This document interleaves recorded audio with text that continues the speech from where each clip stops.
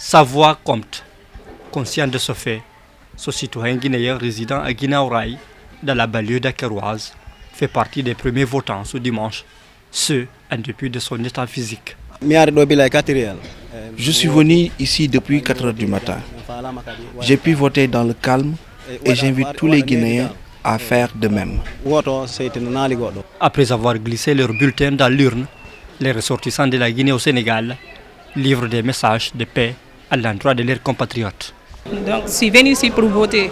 Je viens de voter tout de suite dans les très bonnes conditions. Je dis aux autres aussi de venir voter dans les très bonnes conditions, arriver à la maison, attendre les résultats. Nous demandons à tous nos compatriotes qui sont là de respecter les urnes. En fait, quel que soit le résultat, savoir que c'est ça l'importance, de ne pas faire de troubles. Le grand gagnant, c'est notre pays, la Guinée, donc le peuple. Dans ce seul centre de vote de Dakar, qui compte 45 bureaux de vote, très peu de fausses notes ont été signalées. Depuis l'ouverture des bureaux de vote jusqu'au moment où nous quittions les lieux, aucun incident n'avait été enregistré. Les opérations se passent dans de très bonnes conditions. Depuis l'ouverture, les votants à 8h15. On a démarré à 8h15 compte tenu de certaines difficultés.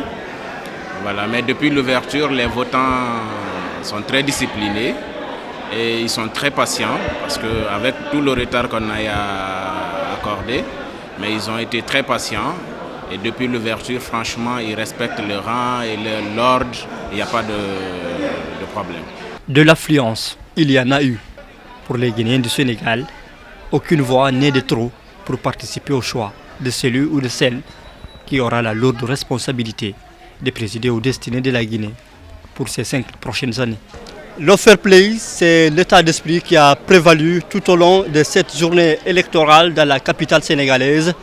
Et le moyen que l'on puisse dire, c'est que les Guinéens du Sénégal semblent avoir bien compris le slogan de l'actuel président du pays dans lequel il se trouve.